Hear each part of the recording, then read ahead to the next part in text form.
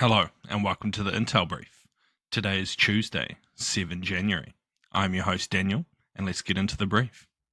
Today we'll be covering Indonesia has officially become a full member of the BRICS bloc. Kazakhstan receives Azerbaijan Airlines black box crash data. And Meta abandons fact checkers following in X's footsteps. So firstly, Indonesia has officially joined BRICS, becoming the 10th full member of the international bloc and developing economies. The announcement, made by Brazil as the current holder of the rotating presidency for 2025, recognizes Indonesia as the largest economy and most populous country in Southeast Asia. Brazil's government praised Indonesia's commitment to reforming global governance and its contribution to South-South cooperation. Although Indonesia's candidacy was endorsed by BRICS leaders in 2023, it delayed formal ascension until the new government took office.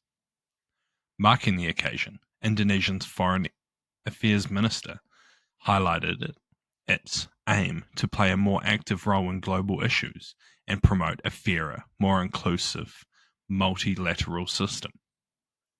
BRICS, originally established by Brazil, Russia, India and China, and later joined by South Africa, serves as a counterbalance to the G7 economies. The bloc expanded in 2024 to include Iran, Egypt, Ethiopia and the UAE, and with Indonesia's addition, it represents 46% of the global population and 35% of its GDP. The group focuses on enhancing non-dollar trade and strengthening local currencies, drawing criticism from US President-elect Donald Trump, who has threatened to step tariffs on BRICS members. The most recent summit, held in Kazan, Russia, in October 2024, underscored these priorities, and the next summit is scheduled for Rio de Janeiro in July. So what?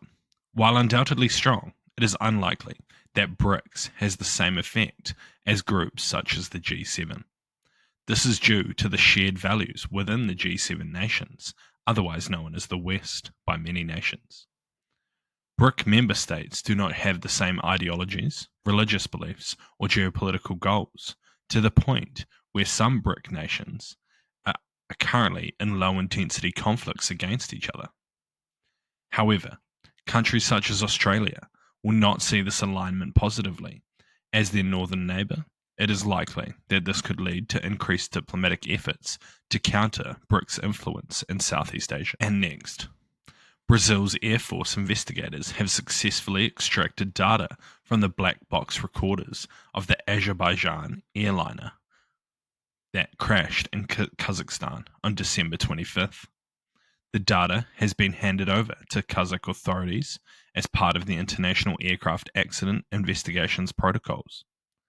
The crash occurred after the plane aborted a scheduled landing in Grozny, Russia, and then crash landed in Kazakhstan, killing 38 of the 67 people on board.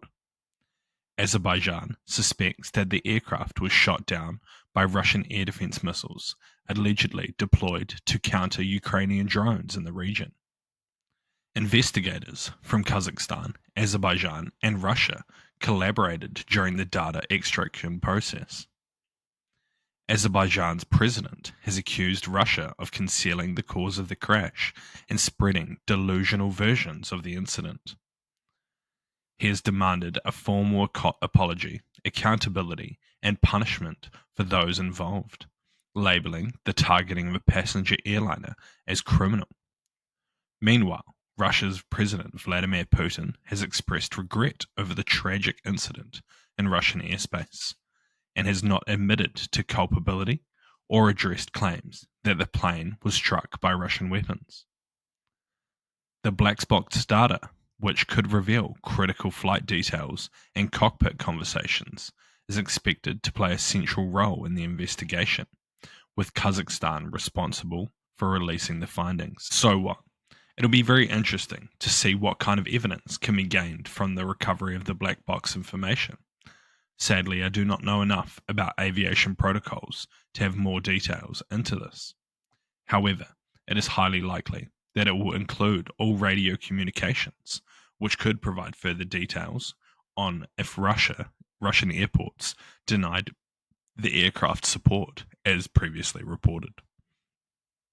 Regardless, it is highly unlikely that Russia will admit responsibility, and it is more likely we will see a concerted disinformation campaign targeting this story. You should keep an eye out for lots and lots of reporting of numerous different stories and turns of events coming from Russian bots, media, and supporters online, as this is a clear sign of Russian disinformation campaigns.